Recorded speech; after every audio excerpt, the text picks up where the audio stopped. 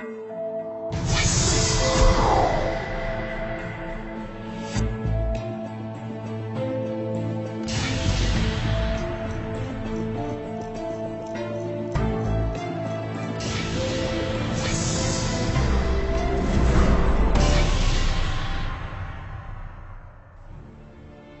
कहानी हम आपको सुनाने वाले हैं उसके लिए तेजपुर शहर की कहानी सुनाना बहुत जरूरी है। ये शहर एक रात में खाली हो गया, लेकिन खाली होने से पहले यहां क्या क्या हुआ, क्यों हुआ और कैसे हुआ, ये देखिए। जल्दी करो, जल्दी। अरे क्या कर रहे हो यार? सॉरी जल्दी जल्दी जल्दी जल्दी आ जाओ, जल्दी आओ। जितने रोड है सारे थालियां भर लो और सारी बेटियां बाहर निकलो, सारे डाल लो बेटी के अंदर। लेकिन सर ऐसा बाहर क्यों? सारे वोट जलाने। जल्दी करो, उठाओ वहां से जल्दी, और भरी बेटियां बाहर लेके जाओ। देखो सर, अलमारी को चेक करो, वो भरी बेटियां बाहर लेके जाना, वहां से निकालो। हाँ।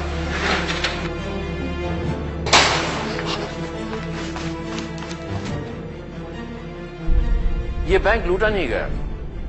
इस डर से कि हिंदुस्तानी नोट चीनियों के हाथ ना पड़ जाएं, बैंक मैनेजर ने पूरी करेंसी, पूरे नोट मंगवाकर जला दिए। डालो डालो, जल्दी करो। बेटी के सारे नोट निकाल के डाल दो उसमें।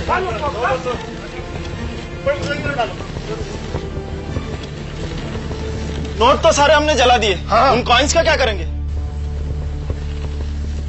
लेकिन उस वक्त सिक्कों की भी बहुत कीमत होती थी और सिक्के तो जल नहीं पाते, तो बैंक मैनेजर ने पूरे सिक्के बोरियों में भरवा दिए। शहर के बीच में एक तालाब था और सारी बोरियां उसमें डुबा दी।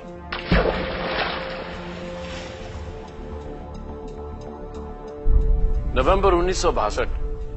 ये जो आपने देखा वो तो तेजपुर शहर की एक ही मिसाल है। वहां और क्या हुआ, वहां के लोगों ने क्या देखा, उन्होंने क्या भुगता, ये अब आप उन्हीं के मुंह से सुनिए। उस टाइम में चाय बागान के अंदर में मैनेजर था। हमने सुना कि वो लोग जो हैं यहाँ फुटिल्स में, मिसमारी के पास में फुटिल्स है, वहां पर आ गए हैं। फिर उस टाइम में ऐसा लगा कि भाई अब यहाँ पर शायद रहना सेफ नहीं हो सकता है, तो उस वक्त फिर हम लोग जो हैं यहाँ से रात में इकट्ठे होकर सवेरे मॉर्निंग में यहाँ से हम लोगों को ले जाया गया। रास्ते में रोका पुला, वो कहाँ जा रहे हैं? हमने कहा हम तो तेजपुर जा रहे हैं। बोले नहीं नहीं, तेजपुर मत जाइए, हम लोग तो तेजपुर से वापिस आ रहे हैं, वहां तो चाइनीज आने वाले हैं। पता लगा कि भाई यहाँ एडमिनिस्ट्रेशन नहीं है, कोई भी एसपी डीसी सब यहाँ से छोड़ के चले गए हैं। स्टेट बैंक का पता लगा, स्टेट बैंक से सुना ऐसा कि भाई उन्होंने नोट वगैरह जो थे, करेंसी, वो जला दी है। तेजपुर में ये सब इसलिए हो रहा था क्योंकि लोगों को चीन की फौज का डर था। यहाँ के बाशिंदों को लग रहा था कि किसी भी वक्त उनके शहर पर चीन का कब्जा हो जाएगा।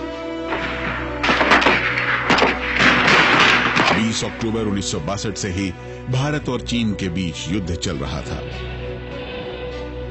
और इसी दौरान प्रधानमंत्री नेहरू के एक ऐसे भाषण को लोगों ने सुना जिससे उनका डर और भी पक्का हो गया। ऐसा लगने लगा कि तेजपुर शहर ही नहीं बल्कि पूरे नॉर्थ ईस्ट पर ही चीन का कब्जा हो सकता है।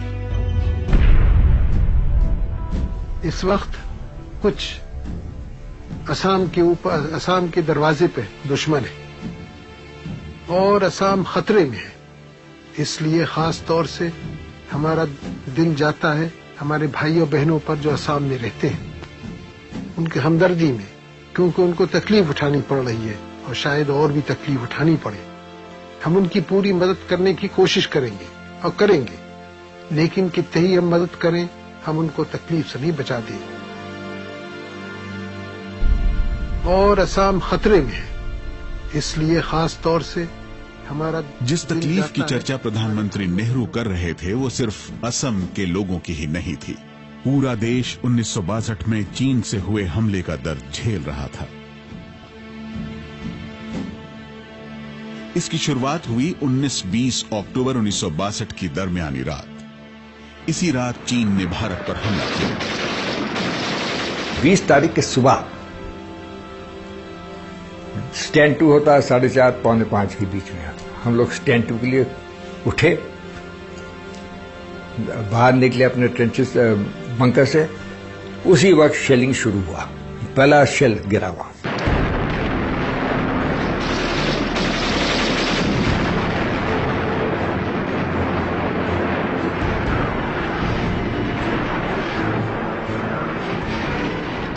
प्रधानमंत्री जवाहरलाल नेहरू ने लड़ाई शुरू होने के 2 दिन बाद देश के नाम पहला संदेश दिया।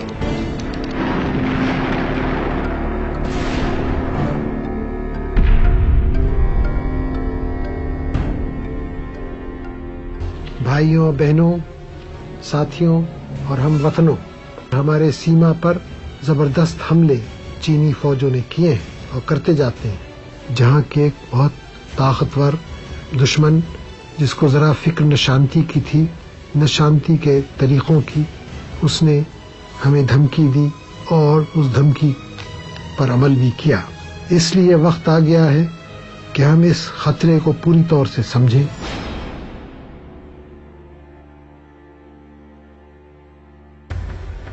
आजादी को सिर्फ 15 साल हुए थे।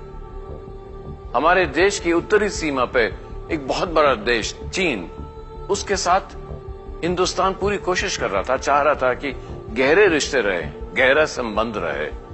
लेकिन आहिस्ते आहिस्ते चीन और हिंदुस्तान के बीच दुश्मनी बढ़ती ही जा रही थी। अब तो ऐसे लग रहा था जैसे चीन हिंदुस्तान पे हमला करने वाला है और हिंदुस्तानी फौज इस हमले के लिए बिल्कुल भी तैयार नहीं थी। बीजी वर्गीस, जो उस वक्त के वॉर कॉरेस्पॉन्डेंट थे, पत्रकार थे, वो लड़ाई से 10 दिन पहले हिंदुस्तानी फौज की तैयारियों का जायजा लेने अरुणाचल प्रदेश के तवांग इलाके में पहुंचे। ये अक्टूबर की बात है, अक्टूबर और नवंबर, और काफी ऊंचा है, 15-16 हजार फीट, बहुत ठंड। वो शर्ट स्लीव्स में या एक हल्का से पुलोवर पहन के, जिम शूज, सॉक्स से काम वो कर रहे। उनके पास सब चीज की कमियां थी।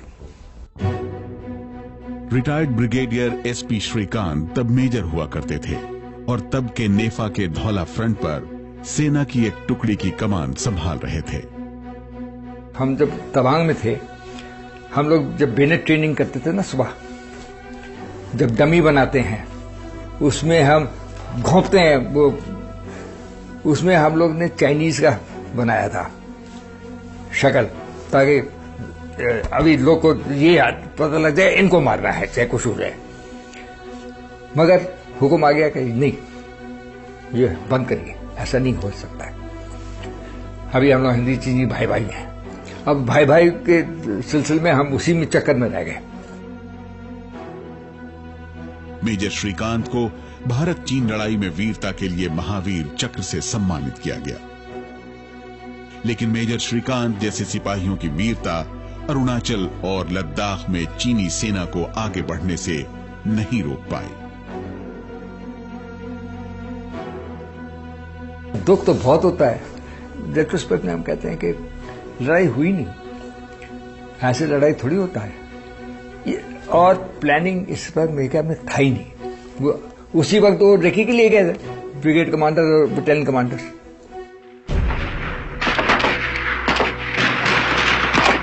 लड़ाई के शुरुआती दिनों में ही साफ हो गया था कि हिंदुस्तान की फौज चीन का सामना नहीं कर सकती थी और देखते ही देखते उत्तर पश्चिमी क्षेत्र यानी लद्दाख के चुशूल में रेजांगला और पूर्व में नेफा के तवांग से लेकर बॉम्बडिला तक चीनी सेना ने अपना लाल झंडा गाड़ दिया।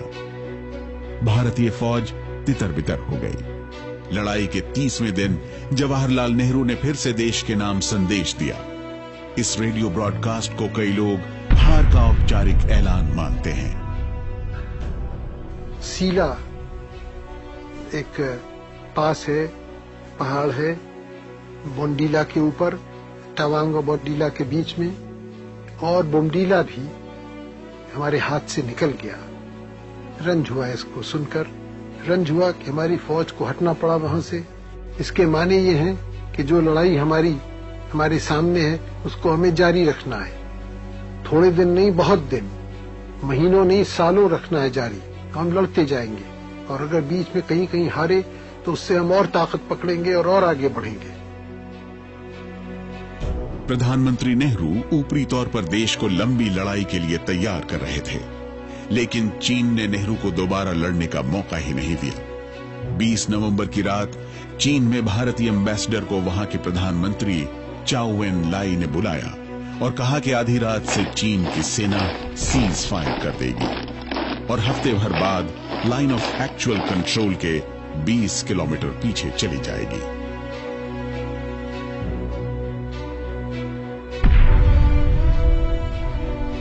चीन के एक तरफा ऐलान के साथ ही लड़ाई खत्म हो गई। युद्ध तो खत्म हो गया, लेकिन उसका घाव हमेशा के लिए रह गया।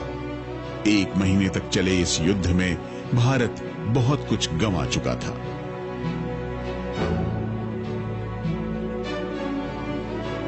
चीन ने भारत की 42,735 वर्ग किलोमीटर जमीन पर कब्जा कर लिया था। ये इतनी जमीन थी जिस पर देश की राजधानी दिल्ली जैसे 28 शहर बस सकते थे। भारतीय सेना के 1,383 सैनिक शहीद हुए थे और 1,047 सैनिक बुरी तरह घायल हुए।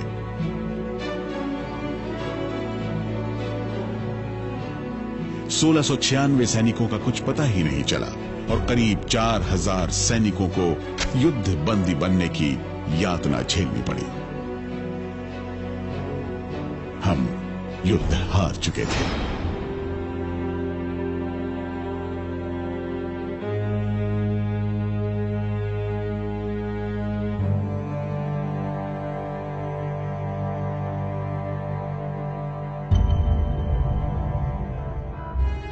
चीन के साथ लड़ाई को 50 साल हो गए, लेकिन आज भी हमारे चीन के साथ संबंध उस लड़ाई से प्रभावित है।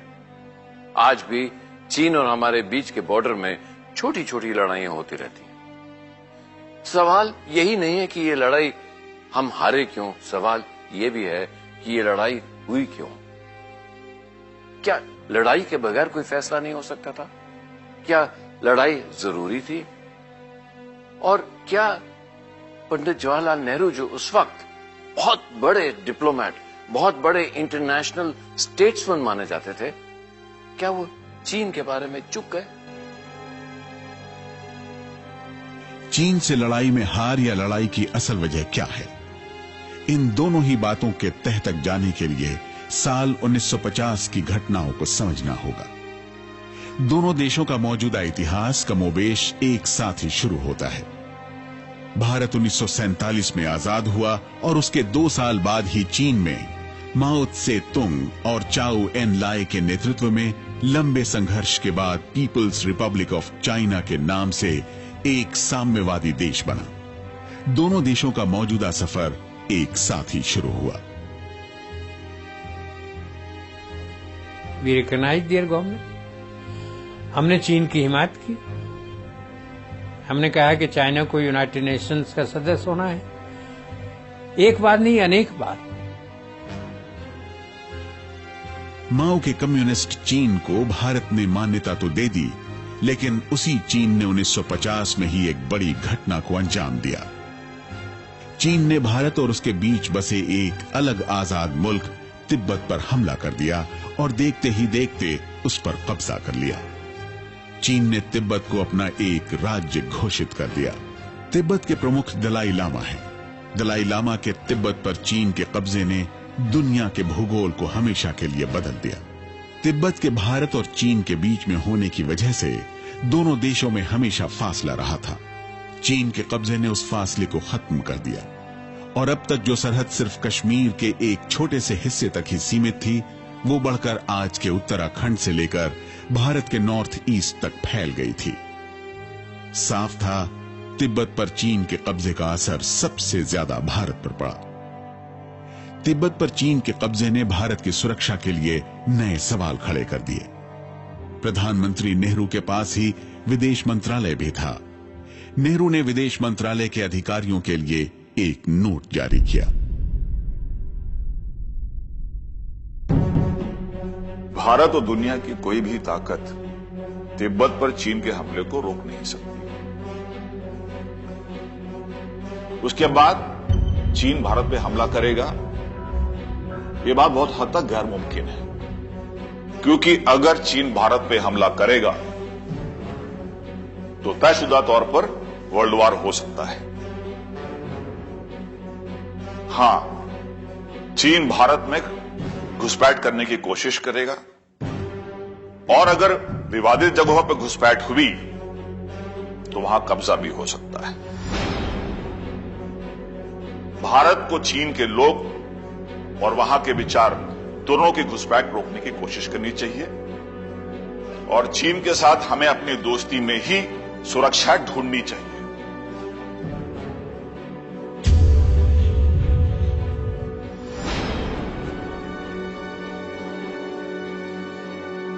प्रधानमंत्री नेहरू तिब्बत पर चीन के कब्जे के बाद भी सीमा का मामला उठाने के लिए तैयार नहीं थे। प्रधानमंत्री की ये सोच थी कि जब तक चीन अपनी तरफ से सीमा का मामला नहीं उठाता, उसके बारे में किसी भी स्तर पर बातचीत की जरूरत नहीं है।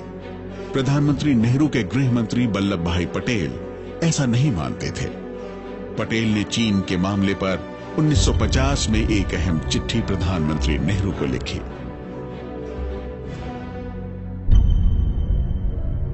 प्रिय जवाहरलाल नेहरू, चीन सरकार ने हमें जाल में उलझाने की कोशिश की है।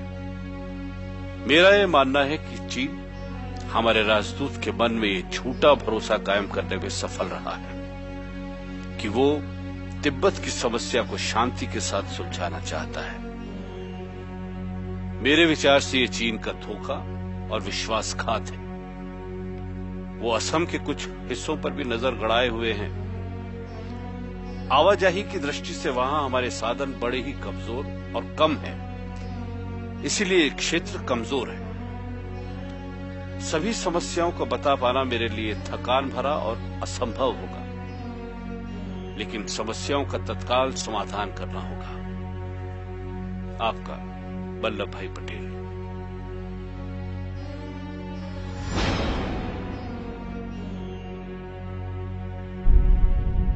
मुझे लगता है कि पटेल के पत्राचार से बात बिल्कुल स्पष्ट होती है कि चीन के बारे में उनके मन में आशंकाएं थी, मगर मुझे ऐसा नहीं लगता कि पटेल अकेले आदमी थे जिसके मन में इस तरह की आशंकाएं थी। जितने लोग दक्षिणपंथी कहलाते हैं कांग्रेस में, वो गोविंद वल्लभ पंत रहे हों, वो आचार्य कृपलानी रहे हों, उन सबके मन में कहीं न कहीं शुभा चीन को लेकर था। मगर उस समय दौर ये था कि नेहरू को चुनौती देने वाला कोई था नहीं। सरदार पटेल का यह खत उनकी दूरअंदाजी की एक मिसाल माना जाता है, लेकिन कई स्कॉलर्स का कहना है कि यह खत का पहला ड्राफ्ट गिरिजा शंकर वाजपेयी ने लिखा, जो उस वक्त विदेश मंत्रालय के सेक्रेटरी जनरल थे। वाजपेयी उनके साथी नेहरू के चाइना पॉलिसी से, उनके चीन के प्रति पॉलिसी से सहमत नहीं थे। नेहरू चीन के साथ सीमा का मामला, बॉर्डर इश्यू उठाने के लिए तैयार नहीं थे। उस वक्त हिंदुस्तान के एम्बेसडर चीन में थे के.एम. पणकर, और नेहरू पणकर की राय से बहुत प्रभावित थे। लेकिन वाजपेयी और उनके साथियों को लगता था कि पणकर चीन को सही समझ नहीं पा रहे हैं। इन तमाम खींचतान के बीच प्रधानमंत्री नेहरू ने deputy defence minister major general MS. Himmat Singh जी की अध्यक्षता में कमेटी बनाई और चीन के बारे में इससे भी बड़ा ऐलान पार्लियामेंट में किया।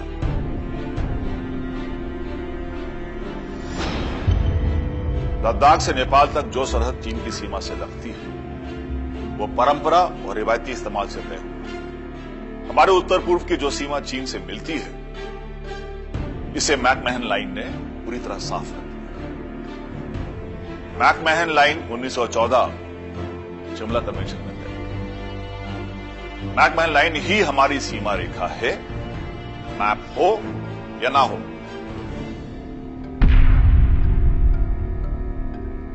तब के नेफा और आज के अरुणाचल प्रदेश की जो सीमा चीन से लगती है, उसे मैकमहन लाइन कहते हैं, जिसे शिमला में ब्रिटिश इंडिया, तिब्बत और चीन ने 1914 में मिलकर तय किया था।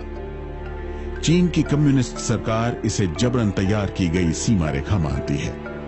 ये जानते बूझते प्रधानमंत्री ने मैकमहन लाइन को अपनी सीमा घोषित कर दी।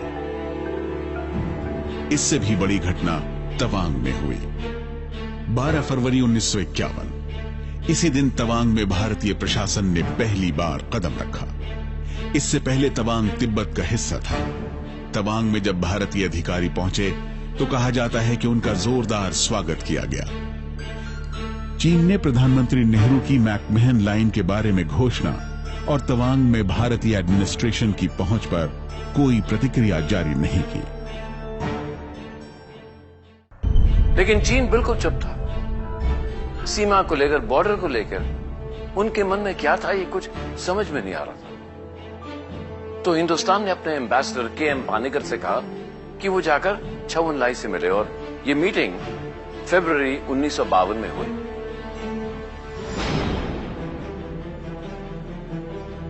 Ambassador KM. पानिकर चाउ एन-लाई से मिलने पहुंचे। पानिकर को यह कहा गया कि बाउंड्री को लेकर चीन के रुख का अंदाजा लगाएं और साथ ही ये स्पष्ट कर दें कि तिब्बत पर किसी भी समझौते से पहले बाउंड्री का मसला हल होना चाहिए। लेकिन मुलाकात में ऐसा कुछ नहीं हुआ। चाउ ने ट्रेड और सांस्कृतिक रिश्तों को विचार करने की सलाह दी। चाउ के साथ कई मीटिंग के आधार पर पानिकर ने अपनी राय दे दी, जिसने भारत चीन के रिश्ते को हमेशा के लिए एक नया रुख दे दिया। हमारी मुलाकातों में बाउंड्री से जुड़े सवाल पर कोई चर्चा नहीं हुई। राजनीतिक सवालों की तरफ इशारा भी नहीं हुआ। मुझे लगता है कि चाउ एन-लाई सीमा को लेकर भारत के पोजीशन को बखूबी जानते हैं और इस मसले पर उनकी चुप्पी का मतलब भारतीय पोजीशन को लेकर मौन सहमति ही हो सकती है। भारत चीन सीमा बिल्कुल तय है और उस पर कोई बातचीत की जरूरत नहीं है। ये हमारा अब तक का स्टैंड रहा है और इसे बदलने की जरूरत नहीं है।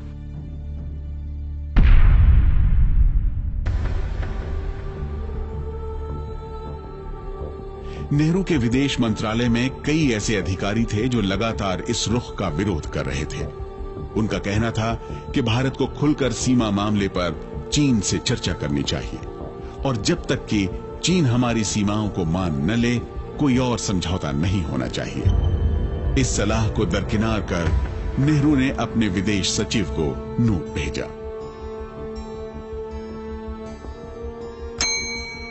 चीन के साथ सीमा से जुड़े सवाल उठाने का वक्त अभी नहीं है। अगर कभी इसकी जरूरत पड़ी, खासतौर पे तब अगर हमारी सीमाओं को चुनौती दी गई, तो हम अपना रुख साफ कर दें।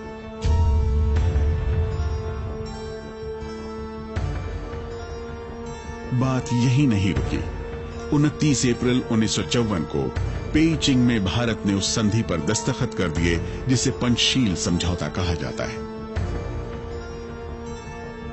इसमें शांति के साथ साथ रहने और दोस्ताना संबंध की बात की गई थी। What are these 5 principles? Panchsheel. इस समझौते की हर तरफ तारीफ हो रही थी। हिंदी चीनी भाई भाई के नारे लग रहे थे। लग रहा था कि दुनिया की दो बड़ी सभ्यताओं ने साथ रहने की नई मिसाल पेश की है।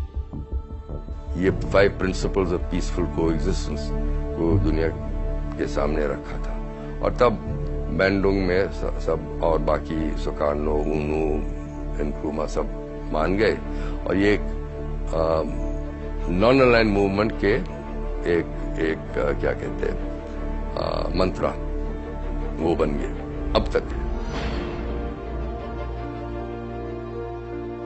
हिंदी चीनी भाई भाई के नारों के पीछे कुछ अहम बातें दब गईं, जिसकी बड़ी कीमत भारत को चुकानी पड़ी।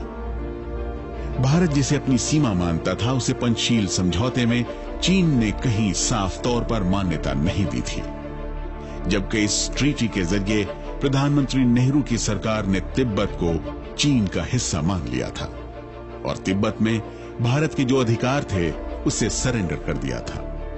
क्या यह नेहरू की बड़ी भूल थी? कि तिब्बत के मामले में नेहरू ने नादानी की, नासमझी की, अदूरदर्शिता की और तिब्बत की मोहरे को जिस तरह वो प्रयोग कर सकते थे चीन के साथ अपने रिश्तों को संतुलित करने में, उसका प्रयोग वो नहीं कर सके। भारत की स्थिति नहीं थी कि वो टक्कर ले चीन से जाके और उनको तिब्बत से खदेड़े। किस कारण, किस वजह से या किस प्लैंक पे वो कर सकते थे? तो सबसे पहले ये कि विकल्प क्या था? कोई विकल्प नहीं था।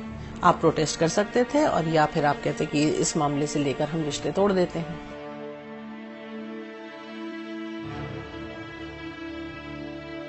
हिंदी चीनी भाई भाई के नारे कई सालों तक लगते रहे। पंचशील समझौते के बाद चाउ एन-लाई भारत आए। दुनिया भर की बातें हुई, लेकिन सीमा के बारे में कोई बात नहीं हुई। अगर आप व्हाइट पेपर्स पढ़ें या नेहरू जी के उस समय के भाषण पढ़ें कि उन्होंने एक तरह से जो चीन से जो सिग्नल आ रहे थे उनको थोड़ा सा मिसरीड जरूर किया।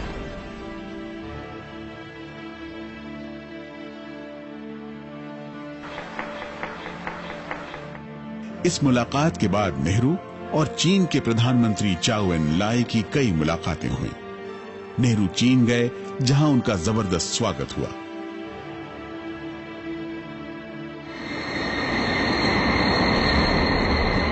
इसी माहौल में 1956 के नवंबर महीने में बड़ी घटना हुई। चाउ एन लाई राजकीय दौरे पर भारत में थे। तिब्बत के सबसे ऊंचे धर्मगुरु दलाई लामा भी भारत में ही थे। वो तिब्बत में चीन की नीतियों से परेशान थे। उन्होंने एक बड़ी पहल की। आपको समझना चाहिए कि भारत आपकी सहायता नहीं कर सकता है। मैं भारत में ही शरण लेने का विचार कर रहा हूँ। आपको अपने देश वापस जाना चाहिए और इस 17 सूत्री समझौते के अनुसार अपने देश में काम करने की कोशिश करनी चाहिए। मैं ये कैसा मानूं कि प्रधानमंत्री ने नौजवान दलाई लामा को उस वक्त भारत में शरण नहीं दी। उन्हें समझा बुझाकर वापस भेज दिया गया। नेहरू तिब्बत को लेकर चीन की परेशानी को बढ़ाना नहीं चाहते थे, लेकिन दूसरी तरफ 1957 के सितंबर महीने में चीन के सरकारी अखबार पीपल्स डेली में खबर छपी। इसमें कहा गया कि चीन के सिंकियांग से तिब्बत तक जाने वाली सड़क पूरी तरह से तैयार है। ये भारत के लिए बहुत बड़ा झटका था। सिंकियांग से तिब्बत तक जाने वाली सड़क अक्साई चीन से होकर जाती थी।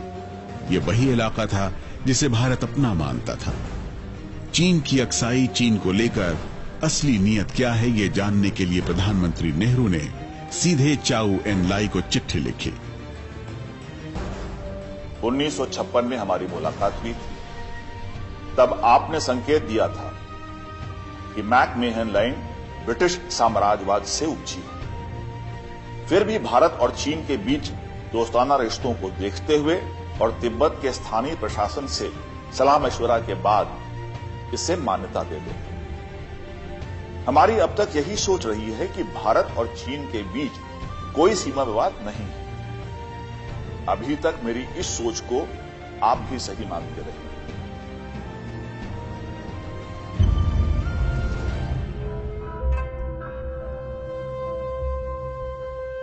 चीन के प्रधानमंत्री चाउ एन लाई ने लगभग 1 महीने बाद नेहरू की इस चिट्ठी का जवाब दिया। उन्होंने कहा कि कभी चीन और हिंदुस्तान की सीमा औपचारिक तौर पर तय नहीं हुई थी और चीन ने तो यह मसला इसलिए नहीं उठाया क्योंकि वो दूसरे कामों में व्यस्त थे। साफ था कि चीन का रवैया बदल रहा था। भारत चीन के बदले हुए रुख को परख पाता, इससे पहले घटनाओं ने एक नया रुख ले लिया। एक बहुत बड़ी घटना हो गई। तिब्बत में चीन के खिलाफ बगावत हो गई। दलाई लामा को लगा कि चीन की फौज उनको गिरफ्तार करने वाली है। वो अपने कुछ साथियों के साथ तिब्बत से भाग गए और भारत की तरफ आए। भारत सरकार ने उनको आने की इजाजत दे दी और पंडित जवाहरलाल नेहरू खुद मसूरी गए उनसे मिलने। मुझे उम्मीद है कि भारत का मदद से तिब्बत को आजाद कर पाएंगे। दलाई लामा जी, तिब्बत की आजादी के लिए भारत चीन से लड़ाई नहीं शुरू कर सकता। मुझे तो ये लगता है कि पूरी दुनिया मिलकर भी तब तक तिब्बत को आजाद नहीं करा सकती जब तक चीन पूरा बर्बाद ना हो जाए। प्रधानमंत्री नेहरू का दलाई लामा से मिलना चीन को रास नहीं आया। दलाई लामा का जिस तरह से भारत में स्वागत हुआ वो भी उसे रास नहीं आया। ये तो साफ था कि तिब्बत के मामले में नेहरू चीन को और भड़काना नहीं चाहते थे, लेकिन दलाई लामा को इजाजत देने से ही चीन का मुद्दा और बढ़ गया। दोनों देशों में डिप्लोमेसी कम और राजनीति ज्यादा होने लगी। हिंदुस्तान में पॉलिटिक्स और बढ़ गई। अखबारों में तरह तरह की खबरें छपने लग गई। पार्लियामेंट में सवाल उठने शुरू हो गए और आहिस्ते आहिस्ते प्रधानमंत्री के हाथ से लगाम छूटती गई। अब अक्साई चीन की सड़क से लेकर मैकमहन रेखा तक चीन के रुख पर संसद में सवाल उठने लगे थे। प्रधानमंत्री चीन के साथ बिगड़ते रिश्तों को ज्यादा पब्लिसिटी नहीं देना चाहते थे, लेकिन मसला संसद में थमा नहीं। सांसद उन पर जानकारी छुपाने का आरोप लगाने लगे और आखिरकार उन्हें बड़ा फैसला करना पड़ा। इस आलोचना और विरोध को रोकने के लिए प्रधानमंत्री पार्लियामेंट के सामने एक व्हाइट पेपर पेश करने के लिए मजबूर हो गए। और अगर उन्हें सोचा था कि ये व्हाइट पेपर पेश करने से आलोचना और विरोध कम हो जाएगा तो उन्होंने गलत सोचा, क्योंकि इस व्हाइट पेपर में जो जानकारी थी उसकी वजह से तो विरोध और बढ़ गया और पॉलिटिकल हो गया। और अब प्रधानमंत्री की चीन के प्रति जो डिप्लोमेसी थी उस पॉलिटिक्स से प्रभावित होने लगी और उनके डिप्लोमेटिक हाथ अब पॉलिटिक्स से बंध गए थे। इसकी एक वजह थे प्रधानमंत्री नेहरू के दोस्त और रक्षा मंत्री वी.के. कृष्णा मेनन। वी.के. कृष्णा मेनन और तब के सेना प्रमुख जनरल के.एस. थिमैया के कम ही मुद्दों पर एक मत थे। जनरल थिमैया चीन को दुश्मन देश मानकर फौजी तैयारी करने की बात करते थे, जबकि मेनन का मानना था कि असली खतरा पाकिस्तान की तरफ से है और सेना को भी पाकिस्तान की सीमा पर ही होना चाहिए। रक्षा मंत्री और आर्मी चीफ के बिगड़ते रिश्तों की खबर प्रेस को सबसे पहले तब लगी थी जब बी.एम. कॉल नाम के अधिकारी को लेफ्टिनेंट जनरल बनाया गया था। बी.एम. कॉल को 12 दूसरे अधिकारियों को सुपरसीड करके यानी पीछे छोड़कर लेफ्टिनेंट जनरल बनाया गया था। कॉल प्रधानमंत्री नेहरू के रिश्तेदार बताए जाते थे और इस बात को कॉल ने खूब फैलाकर भी रखा था। थिमैया कॉल को लेफ्टिनेंट जनरल बनाने के पक्ष में नहीं थे, क्योंकि कॉल के पास लड़ाई में हिस्सा लेने का अनुभव नहीं था। कॉल ने ज्यादातर वक्त आर्मी सर्विस कोर में बिताया था। उनके प्रमोशन की बात इतनी बढ़ी कि 31 अगस्त 1959 को थिमैया ने इस्तीफा दे दिया। ये लीजिए मेरा इस्तीफा। आज के बाद मैं इस देश की सेवा नहीं कर पाऊंगा। नहीं, आप ये इस्तीफा अभी तुरंत वापस लीजिए और इस्तीफे के बारे में मुझे दूसरा पत्र दीजिए। लेकिन सर, देखो टिमी, मेरी बात ध्यान से सुनो।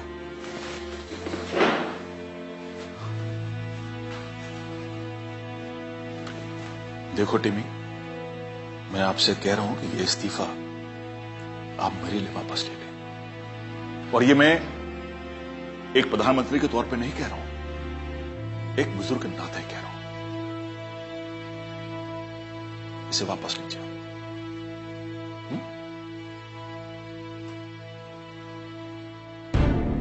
जनरल थिमैया ने अपना इस्तीफा वापस ले लिया।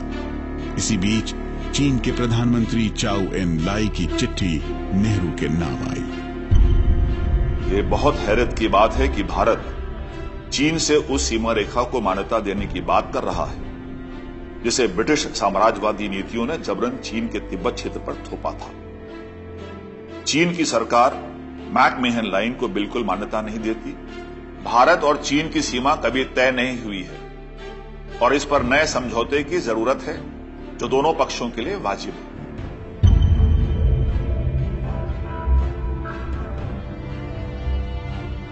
चाउ की चिट्ठी से साफ हो गया था कि भारत के नक्शे में दिखने वाले लगभग 40,000 वर्ग मील जमीन पर चीन अपना दावा ठोक रहा था। इसके बाद राज्यसभा में प्रधानमंत्री नेहरू ने अपनी स्थिति साफ कर दी। आज से 7-8 साल पहले मुझे लगा था कि सीमा मामले में किसी भी प्रकार की चर्चा करना बेकार है, कोई सीमा विवाद है ही नहीं। फिर भी चीन और भारत कुछ बंजर पहाड़ों के लिए लड़ाई लड़ना चाहते हैं, तो इससे बड़ी बेवकूफी की बात हो ही नहीं सकती।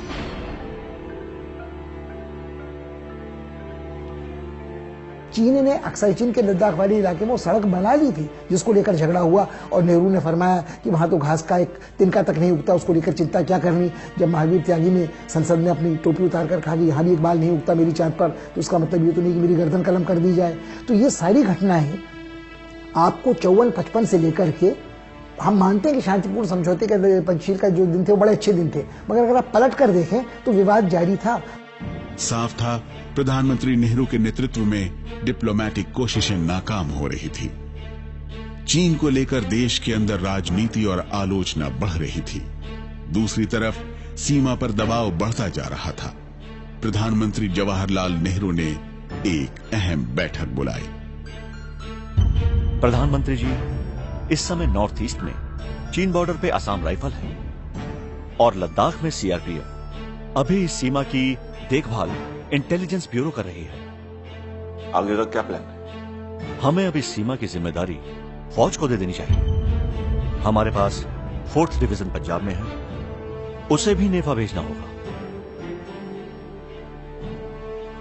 और समस्त फॉरवर्ड पोस्ट पे अब सेना की तैनाती होनी चाहिए सर।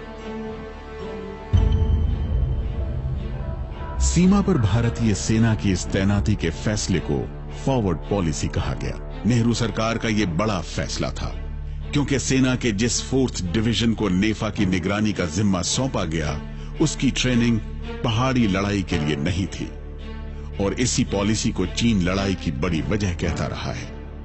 बहरहाल फॉरवर्ड पॉलिसी जमीनी स्तर पर लागू होती उससे पहले चाउ एन लाई ने एक बड़ा प्रस्ताव नेहरू के सामने रखा।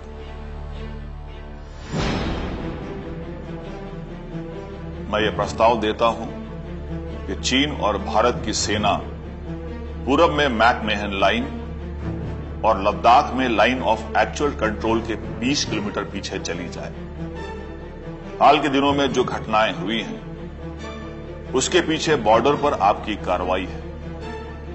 हम मैकमेहन लाइन को गैर कानूनी मानते हैं, इसके बावजूद कभी भी हमारी सेना ने उसे क्रॉस नहीं किया है।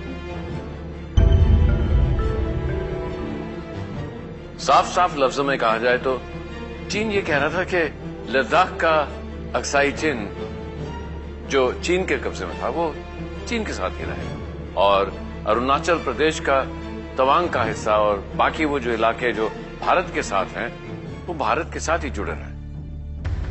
अगर चीन को मैंने अक्साई चिन्ह दे दिया तो मैं प्रधानमंत्री नहीं रह सकता। नहीं, मैं ऐसा नहीं करूंगा। मतलब साफ था, नेहरू अब किसी भी बड़े समझौते से बचने का मन बना चुके थे। एक तो उन्हें चीन की नीयत पर शक था और दूसरी तरफ आम जनता और राजनीतिक पार्टियां चीन के साथ किसी भी लेन देन के खिलाफ एक मत दिख रही थी। इसी माहौल में 1960 के अप्रैल महीने में चाउ एन लाई के भारत आने की खबर आई। इस ऐलान के बाद पंडित नेहरू पर दबाव और बढ़ता गया। कांग्रेस के सांसदों ने उनसे मांग की कि वो चीन के साथ और सख्ती से पेश आएं। ऑपोजिशन पार्टीज ने भरोसा मांगा कि पंडित नेहरू चीन के साथ हिंदुस्तान की जमीन का सौदा नहीं करेंगे।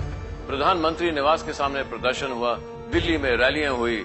कुल मिलाकर जवाहरलाल नेहरू से यह कहा जा रहा था कि वो किसी भी हालत में हिंदुस्तान की 1 इंच जमीन चीन को न दें। चाउ एन लाई भारत पहुंचे। इस बार सुरक्षा इंतजाम सख्त थे। चाउ एन लाई करीब 1 हफ्ते भारत में रहे। प्रधानमंत्री नेहरू से उनकी तकरीबन 20 घंटे बातचीत हुई। एक दूसरे पर आरोप लगाए गए। बातचीत में चाउ एन लाई ने अपने पुराने प्रस्ताव को फिर से दोहराया। फूसांग, नेवा, किन्लोय कोंग, नेवा को हावा, नेवा, नेवा एक तुमसी, नेवा सेम बाय वाना। इसका मतलब यह था कि चीन यथास्थिति या स्टेटस को के बहाने अक्साई चीन पर अपने दावे को छोड़ने की बात कर रहा था और इसके एवज में वो अरुणाचल प्रदेश में अपने दावे को छोड़ने का प्रस्ताव दे रहा था। नेहरू ने इस प्रस्ताव को ठुकरा दिया। सवाल यह है, यथास्थिति स्टेटस को है क्या? आज का स्टेटस को और 2 साल पहले का स्टेटस को दोनों अलग है। बातचीत के बाद पार्लियामेंट में नेहरू ने असफलता का ऐलान कर दिया। ज्वाइंट स्टेटमेंट जारी हुआ है। इसमें सबसे अहम बात यह है कि तमाम कोशिशों के बावजूद कोई हल नहीं निकला। दोनों की बातचीत नाकाम रही। इस मुलाकात के बाद दोनों देशों के अधिकारी मिलते रहे लेकिन कोई नतीजा नहीं निकला। दोनों देश युद्ध की तरफ बढ़ रहे थे। तभी 6 दिसंबर 1960 को जवाहरलाल नेहरू ने खुद भारत की ओर से संयुक्त राष्ट्र में चीन की सदस्यता के लिए वकालत की। इसके लिए आज भी प्रधानमंत्री नेहरू की आलोचना होती है। 1961 से 62 तक प्रधानमंत्री नेहरू को लगातार पार्लियामेंट में चीन के मसले पर घेरा जाता रहा। उन पर लगातार कड़ी कार्रवाई का दबाव था, क्योंकि चीन की तरफ से लगातार भारतीय चौकियों पर हमले हो रहे थे। अक्टूबर 1962 आते आते साफ हो गया कि लड़ाई के अलावा कोई विकल्प बचा नहीं है। जब डायलॉग ब्रेकडाउन हुआ और जो दोनों पक्षों का जो एक अपना अपना मत था, उनके बीच में कहीं भी किसी तरह से मेल नहीं हो पा रहा था, तो ये घटना घटी। 20 अक्टूबर 1962 को छिटपुट गोलीबारी ने युद्ध की शक्ल ले ली। नेफा से लेकर लद्दाख तक की सीमाओं पर चीन ने हमला बोला। भारत ने फॉरवर्ड पॉलिसी शुरू तो कर दी थी, लेकिन तैयारी पूरी नहीं थी। न हथियार न राशन, सिर्फ हिम्मत के सहारे भारतीय सेना ने लड़ाई लड़ी। जल्द ही भारतीय सेना को नेफा से लेकर लद्दाख तक भारी नुकसान सहना पड़ा। लड़ाई के पहले ही दिन नेफा फ्रंट के commander lieutenant general BM Kaul को दिल का दौरा पड़ गया। वो इलाज के लिए दिल्ली चले आए। उनकी जगह दूसरे जनरल हरबख्श सिंह ने कमान संभाली, लेकिन हरबख्श सिंह कुछ कर पाते उससे पहले जवाहरलाल नेहरू के कहने पर कॉल को नेफा की कमान दोबारा दे दी गई। नेफा में हार की बड़ी वजह इसे भी माना जाता है। बहरहाल ज्यादातर लोग मानते हैं कि युद्ध की दशा शुरुआती कुछ घंटों में ही तय हो चुकी थी, भले ही युद्ध में हार की घोषणा में महीना लगा हो।